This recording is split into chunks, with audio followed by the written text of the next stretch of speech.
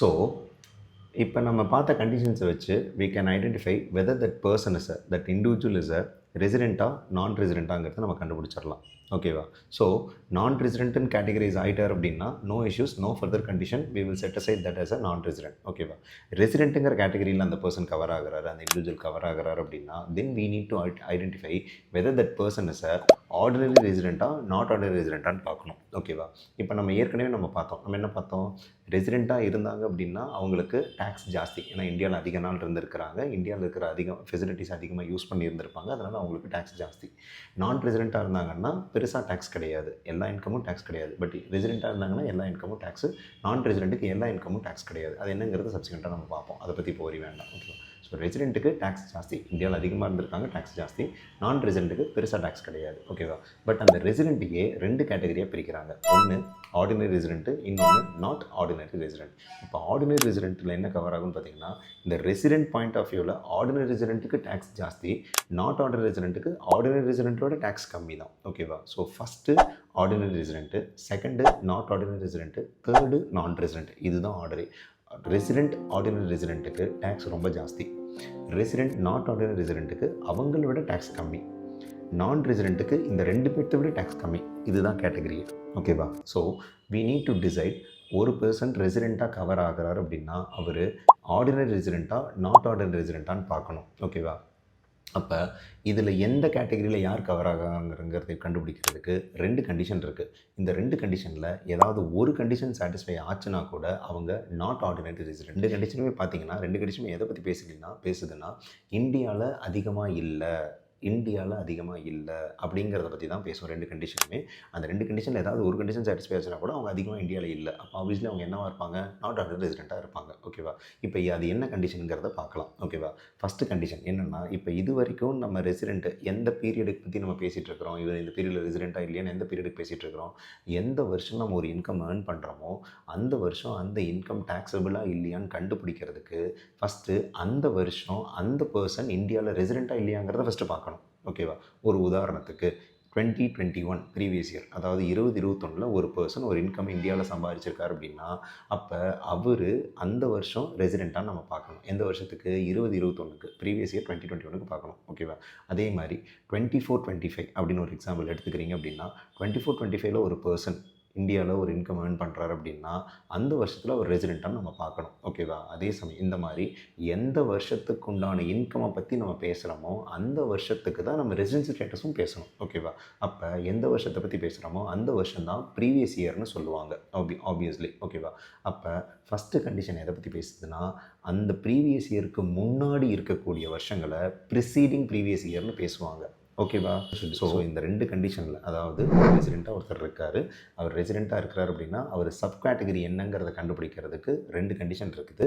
First condition என்னது, preceding previous இயரில் out of 10 preceding previous இயரில் 9 ப்ரிசீடிங் ப்ரீவியஸ் இயர் ஒரு நான் ரெசிடெண்ட் தான். அப்போ என்ன மீனிங், இந்தியாவில் பெருசாக இல்லை. அதாவது எந்த வருஷத்தோட இன்கம்மை பற்றி நம்ம பேசுகிறோமோ அதுக்கு முன்னாடி 10 வருஷம் அந்த வருஷத்தோட ஸ்டேவை பொறுத்து தான் அவர் ரெசிடெண்ட்டாக இல்லையாங்கிறது முடிவாகும்.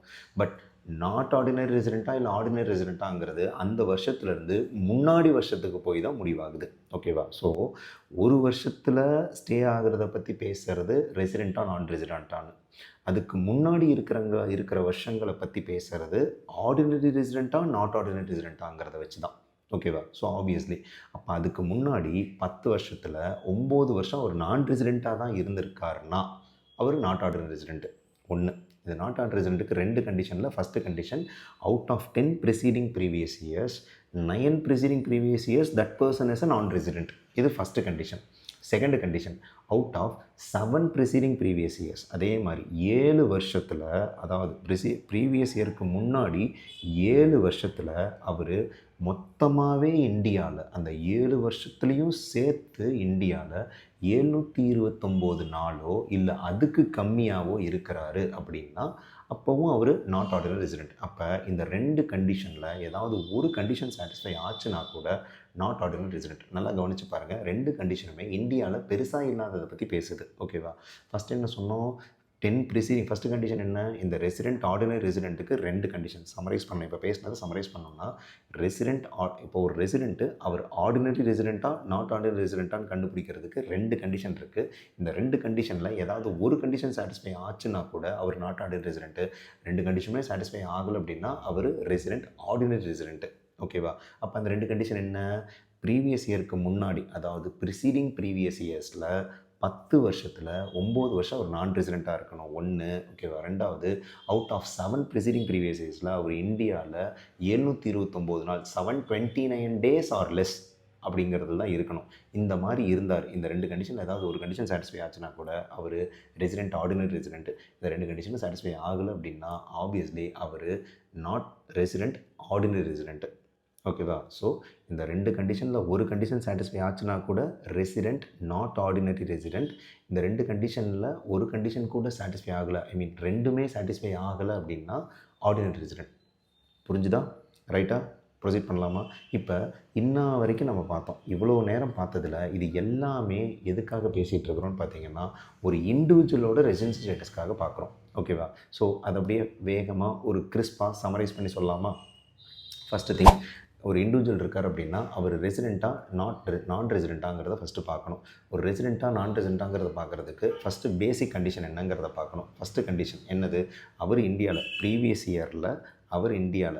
இயர்னால் என்ன, எந்த வருஷத்தில் இன்கம் ஏர்ன் பண்ணியிருக்கோமோ அந்த வருஷம் அந்த இன்கம் டேக்ஸபிளாக இல்லையா அப்படின்னு கண்டுபிடிக்கிறதுக்கு அந்த வருஷத்தோட ரெசிடென்சியல் ஸ்டேட்டஸை பார்க்கணும் ஃபஸ்ட்டு. ஓகேவா? அப்போ ரெசிடென்சியல் ஸ்டேட்டஸ் எப்போ பார்க்கணும், எந்த வருஷத்தோட இன்கம் ஏர்ன் பண்ணியிருக்கோமோ அந்த வருஷத்துக்குண்டான டேக்ஸ், எந்த வருஷத்துக்குண்டான இன்கம் ஏர்ன் பண்ணியிருக்கோமோ அந்த வருஷத்தில் அவர் இந்தியாவில் எவ்வளோ நாள் ஸ்டே பண்ணியிருக்காரு, அந்த வருஷத்தில் எவ்வளோ நாள் ஸ்டே பண்ணியிருக்கிறாருங்கிற பற்றி முடிவு பண்ணுறது தான் ரெசிடெண்ட்டாக நான் ரெசிடெண்ட்டாக. அந்த பர்டிகுலர் வருஷத்தில் அவர் இந்தியாவில் 182 டேஸ் ஆர் மோர் இருந்திருந்தார் அப்படின்னாவோ, அல்லது 60 டேஸ் மட்டும்தான் அந்த வருஷத்தில் இருந்திருக்காரு, அதுக்கு முன்னாடி 4 ப்ரிசீடிங் ப்ரீவியஸ் இயருக்கு அவர் 365 டேஸ் இருந்திருக்காரு. அதாவது first condition 182 days or more stayed in India. Second condition 60 days or more during the relevant previous year and 365 days or more during the 4 preceding previous year. இந்த 2 கண்டிஷனில் ஏதாவது ஒரு கண்டிஷன் சாட்டிஸ்ஃபை ஆச்சுன்னா கூட அவர் resident. இந்த 2 கண்டிஷனுமே satisfy ஆகலைன்னா அவர் நான் resident. ஓகேவா? பட் இதுக்கு சில எக்ஸப்ஷன்ஸ் இருக்குது. எக்ஸப்ஷன்ஸ் யாராருக்கு இருக்குன்னு பார்த்தீங்கன்னா 2 விதமான பர்சனுக்கு இருக்குது. ஒன்று இந்தியன் சிட்டிசனுக்கும், இன்னொன்று பர்சன் ஆஃப் இந்தியன் ஆரிஜினுக்கும் இருக்குது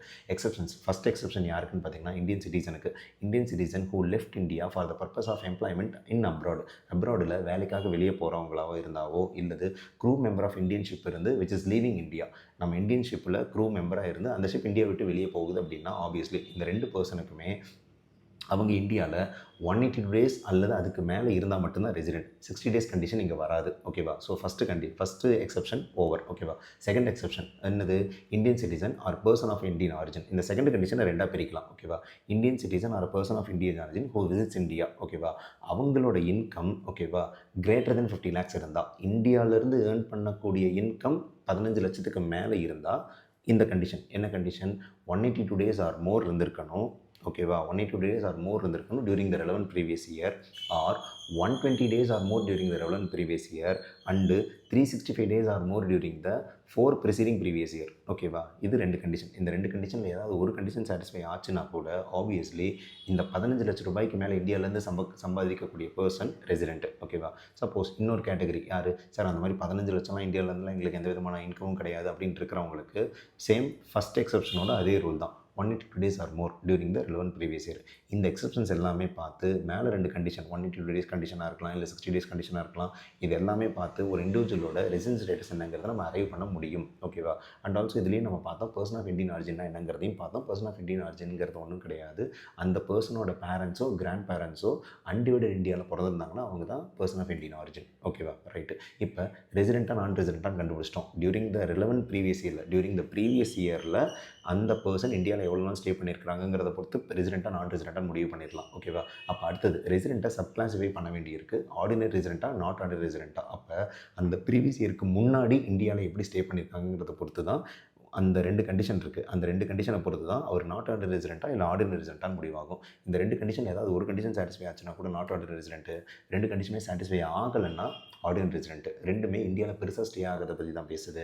ஃபஸ்ட்டு கண்டிஷன் என்ன பேசுதுன்னா during the preceding previous year, அதாவது ப்ரீவியஸ் இயருக்கு முன்னாடி, ஓகேவா, முன்னாடி 10 வருஷம், ஓகே 10 வருஷத்தில் 9 வருஷம் அவர் நான் ரெசிடென்ட்டாக இருந்தார்னாவோ அல்லது டியூரிங் த ப்ரிசீடிங், இது ஃபஸ்ட்டு கண்டிஷன். அடுத்த ரெண்டாவது condition during the preceding 7 preceding previous இயர்ஸில், ப்ரீவியஸ் இயருக்கு முன்னாடி ப்ரிசீடிங் ப்ரீவியஸ் இயர்ஸ் எத்தனை வருஷம், 7, ஓகேவா, 7 வருஷம் அவர் இந்தியாவில் 729 நாள் அல்லது அதுக்கு கம்மியாக இருந்தார் அப்படின்னா ஆப்வியஸ்லி இதுதான் 2 கண்டிஷன், ஓகேவா. ஸோ ஃபஸ்ட்டு கண்டிஷன் என்னது, to be precise, first condition என்னது, out of 10 preceding previous years